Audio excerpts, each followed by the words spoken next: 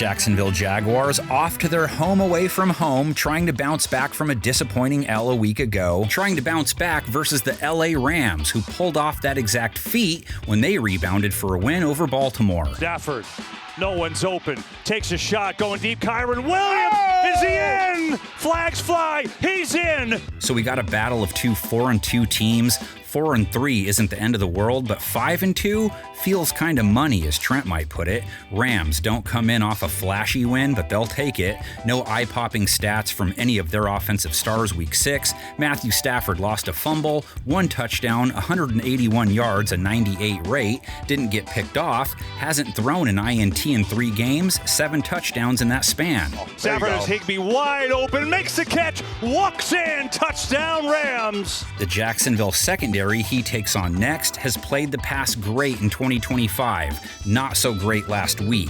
Gave up close to 300 yards to Sam Darnold on close to 11 yards per attempt, 2 touchdowns, no INTs, a rate allowed over 120. Darnold for the end zone. Catch me! Still, Jacksonville held Seattle to 20 points. Can't ask for much better than 1 for 12 on 3rd down, 1 for 3 in the red zone, have held 4 of their 6 opponents under 21. Charbonnet nowhere. Boy, Jacksonville was ready for that. And it's not like they're up against a red-hot Rams O-face, won last week with just 17 points. Stafford in trouble, sacked!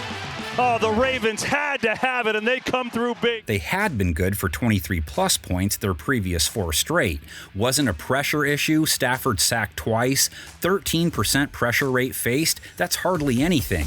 Jags pass rush, sans Trayvon Walker, only 1 sack, 27 Darnold pass attempts, which made it harder for their secondary to deal with Jackson Smith and Jigba, who torched them for 162 yards and a TD. And Smith and Jigba has it. Touchdown Seahawks. Puka Nacua is on JSN's level. Got dinged up versus Baltimore, so didn't play like it, just 28 yards. Devontae Adams also on that level. Also didn't play at it, 39 yards, 9 targets. Only 1 Rams pass catcher hit 40 yards. Tight end Tyler Higbee right at 40, along with the touchdown. Back foot throw, he's got his man. Higbee makes the catch. LA's rush attack, Kyron Williams scored. And walks in for the touchdown.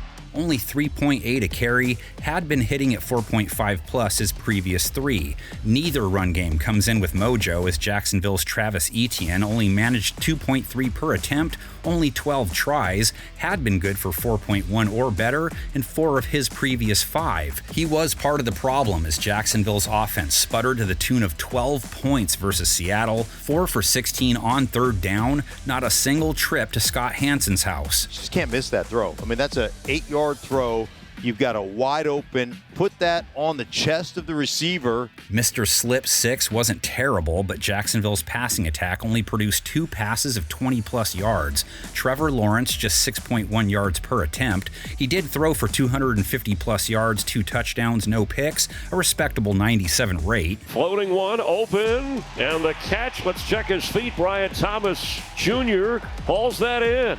7 targets to his commercial BFF, but Travis Hunter only 15 yards. 4th time now he's walked out with less than 35 yards in his 6 games. Parker Washington, 29 yards last week. Only guy with 30-plus, Brian Thomas with a season-high 90, also scored. Back-to-back 80-plus yard games for him, so he's warming up. Lawrence open, and that should be good for a touchdown. Brian Thomas Jr. is in for Jacksonville. They get an LA secondary that didn't allow any Ravens to hit 50 yards receiving, gave up 46 to Zay Flowers, held everyone else under 30, held Cooper Huntley to 140 yards on a meager 4.1 per attempt, a sub-60 rate, no touchdowns, 1 pick. Rush on the run, and it's picked off. Quentin Lake stepped in front of it, grabs a pick for the Rams. No, containing Tyler Rush isn't anything to write home about, but they've played the pass well enough so far, and then Then there's this: LA's pass rush and Jacksonville's pass protection.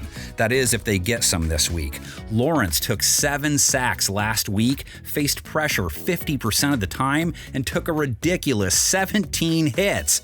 That is rarer than having the Great Pumpkin visit your pumpkin patch. Lawrence is going to be sacked again. Rams' fearsome foursome 2.0 must be drooling. Jared Verse picked up his 3rd sack last week. Byron Young, too. He's a half sack behind the league leader. Rams bagged up Huntley 4 times, smacked Baltimore's QBs 11 times. Here it's the Rams making plays as Byron Young gets home for the sack.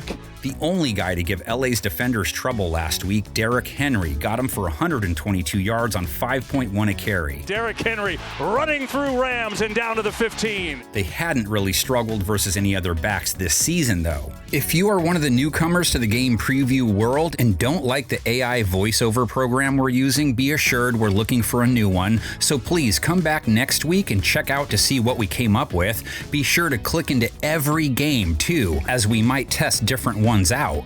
Man, it's frustrating going backwards like that. Rams Jags have only played each other 6 times ever, second fewest of any series. First ever meeting in 1996 was a nail-biter, too. In St. Louis, it was a matter of time.